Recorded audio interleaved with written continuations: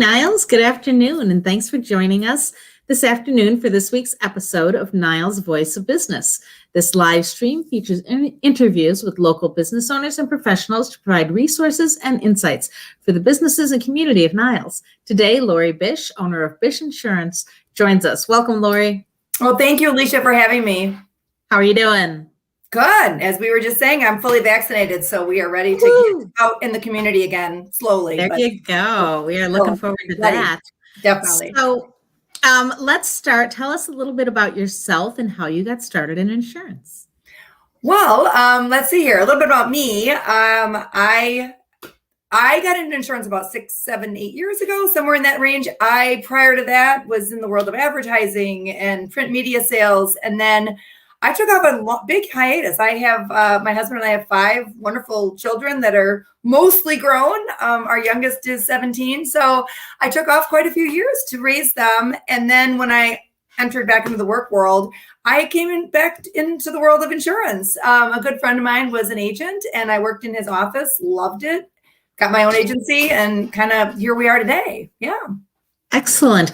So, and I may have the words wrong here, but I said, can you explain to us the difference between an insurance agent and one that works with a company and a broker? You know what I'm trying to ask there, right? I do. I think that's kind of how we call it is the captive agent versus an independent broker. There we go. Okay. Yeah. Kind of the technology, but the technical word, I guess, or words. Okay. So when I started out, I had my own State Farm agency, and so that would be considered what's called the captive agent. And I guess like the likes of American Family. There's some companies that used to be considered captive are no longer, so I'm not going to go down that path. But basically, you service one company, great companies, but some of your choices are limited. So now, the independent broker, which is me now, my husband and I, what we did is we bought a Goosehead insurance franchise. So by doing that, we have 25, 30 different carriers. So we just so we just have a lot of choices now. Still great companies, just more options. Yeah. So I am pretty sure when I was a kid, that's what my parents did. Okay. And it's funny because I still remember the insurance agent's name. It was Jack Vitek. And because we had 5 kids and 3 of them were boys and, car accidents happen, we were forever getting dropped by one insurance agent, by one insurance company or the next. But Jack could always find somebody for us. Exactly. That's been Jack for sure.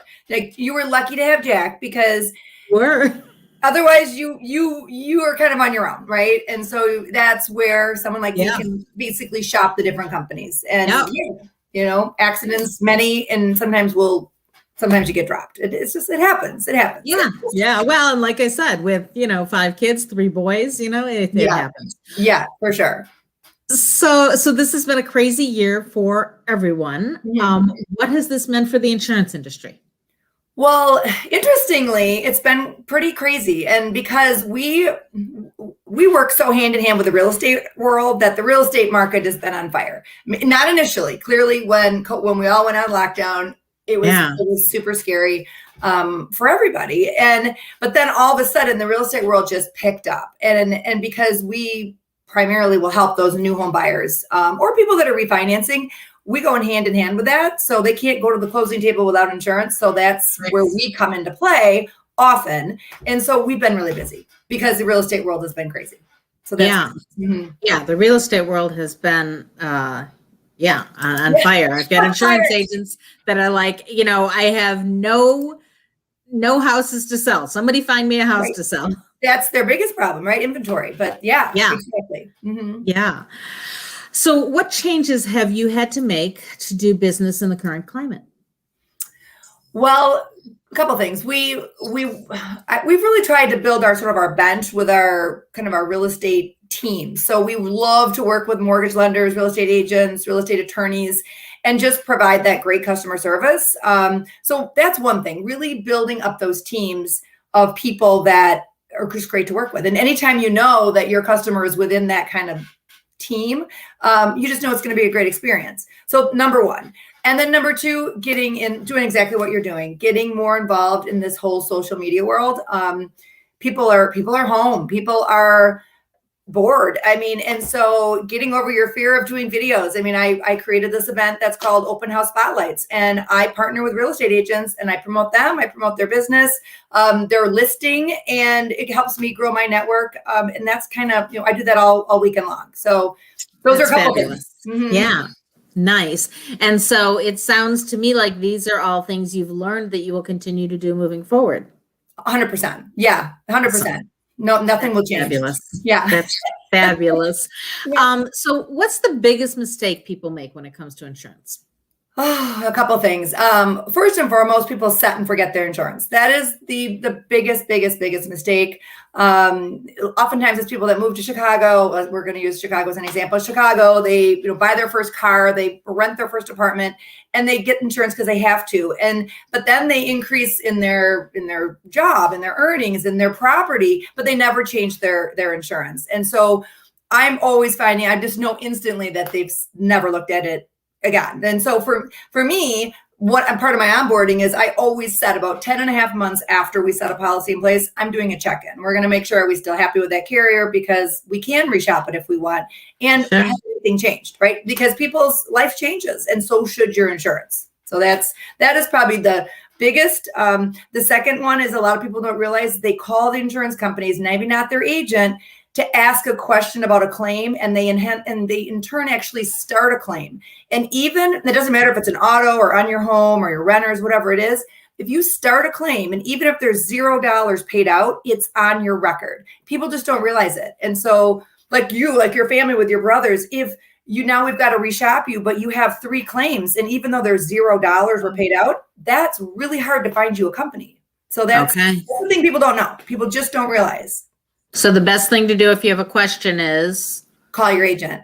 Call your agent. Call your agent. Make sure it's worthy of filing a claim. Unless your house is burning down, if it can wait till Monday, wait. Don't call your agent. Yeah, got it. Agent. And if you don't have one, get one.